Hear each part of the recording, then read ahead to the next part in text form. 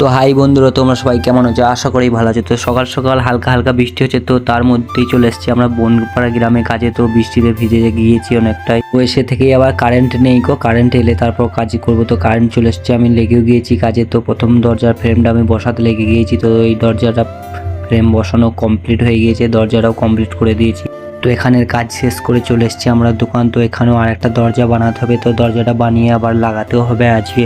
তো চলো দরজাটাকে বানিয়ে নিই। তো এই দরজাটা খুবই ছোট, তো এই দরজাটার মধ্যে আমি ভালোভাবে বার হতে পারছি না। তো চলো কিছু করার নাই, মাপটা যখন এরকম আছে তো দরজাটা এরকম বানাতে হবে। তো বৃষ্টি হচ্ছে, তো চলো দরজাটাকে ফাইনালি কমপ্লিট করে দিয়ে তারপর বিকালবেলায় এসে দরজাটাকে লাগাবো।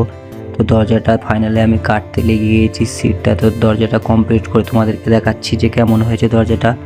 দরজাটা দেখে আমার হাসি পাচ্ছে, কেননা খুবই সরু দরজাটা। তো দরজাটা কমপ্লিট হয়ে গিয়ে তো বিকালে এসে দরজাটা আমরা লাগাইতেও লেগে গিয়েছি।